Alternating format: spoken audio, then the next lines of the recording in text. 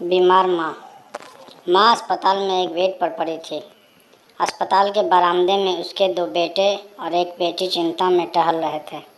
भाई बहन को अपनी माँ के लिए सेहत की चिंता तो थी, लेकिन उससे भी ज़्यादा चिंता इस बात की थी कि अब माँ को अपने साथ कौन रखेगा।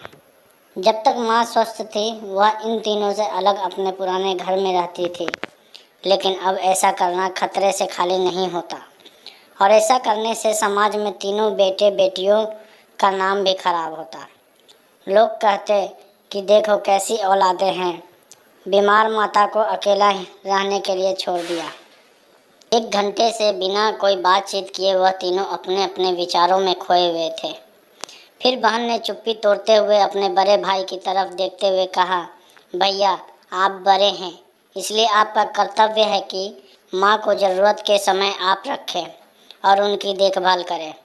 छोटी बहन की बात सुनकर बड़े भाई ने पहले अपनी पत्नी की ओर देखा और बोला, मैं इस बात से बिल्कुल इनकार नहीं करता कि बड़े होने के नाते मेरी माँ की देखभाल करने का कर्तव्य है, लेकिन तुम तो जानती ही हो कि मैं और तुम्हारी भाभी दोनों ही जॉब करते हैं। ऐसी हालत में माँ के साथ किसी न किसी को हर वक्त उनकी देखभाल करने के लिए उनके साथ रहना पड़ेगा, जो हमारे लिए बहुत मुश्किल हो जाएगा।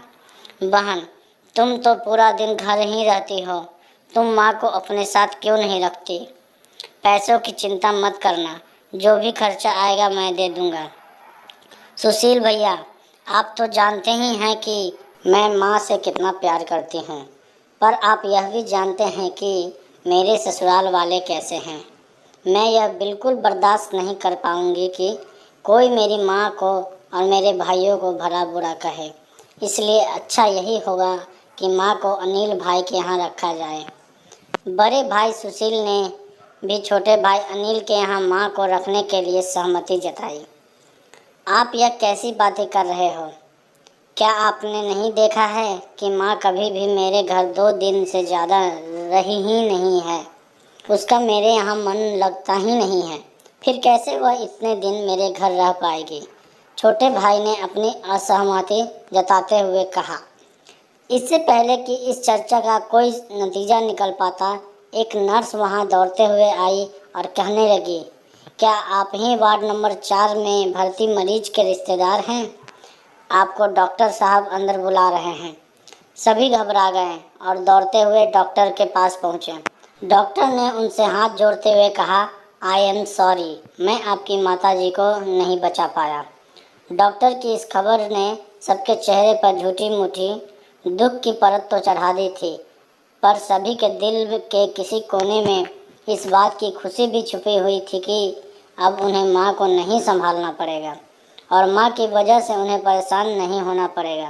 दोस्तों, छोटी सी यह इमोशनल कहानी ही समाज का सत्य है। यहाँ लोग ऊपर से जो दिखते हैं वह अंदर से नहीं होते। जो माँ बाप अपने बच्चों को बिना किसी शिकायत के बड़ी आसानी से संभालते हैं और उनका पालन पोषण करते हैं, आगे चलकर ज़रूरत पड़ने पर यही बच्चे उन्हें नहीं संभाल पाते या नहीं संभालना चाहते।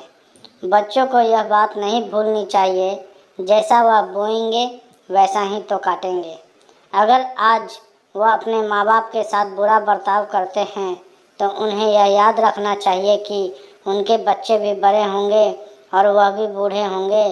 जो उन्होंने अपने माँ बाप के साथ किया है, उनके बच्चे भी उनके साथ वही करेंगे। दोस्तों, अपने दिल से छल कपट निकालिए और सच्चे मन से अपने माता पिता की, अपने बुजुर्गों की सेवा कीजिए।